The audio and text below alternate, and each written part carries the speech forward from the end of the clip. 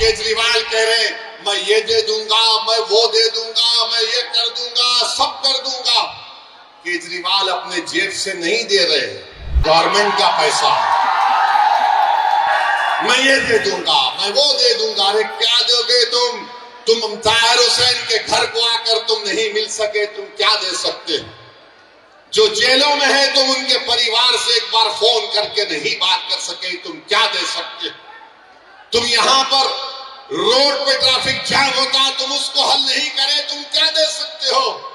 इस विधानसभा में तुमने कौन सा स्कूल कॉलेज खोला बताओ हमको? तुमने कुछ नहीं किया। क्यों नहीं किया? क्योंकि केजरीवाल और मोदी जान के लोग डरते हैं।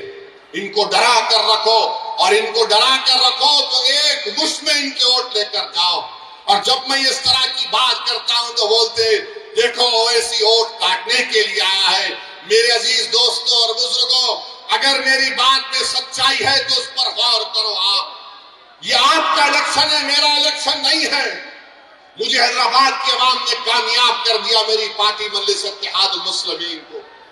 नरेंद्र मोदी, अमित शाह मुझे आए हैदराबाद को हराने के लिए, सब आए वहां पर, छोटे बड़े मोहब्बत नफरत की बातें करने वाले, मगर हैदराबाद की अवाम ने 3,30,000 वोट से मुझे कामयाब किया। और आप वो बोल के नारा लगा, आप भी कर सकते मेरे भाई, आप भी करेंगे, मुझे यकीन है। सिर्फ आपको इस डर को निकालना पड़ेगा। आप डर को निकालिए, कामयाबी आपके कदम चूमेगी। खैर बहरहाल मुझे यही चंद बातें आपसे अर्ज करना था।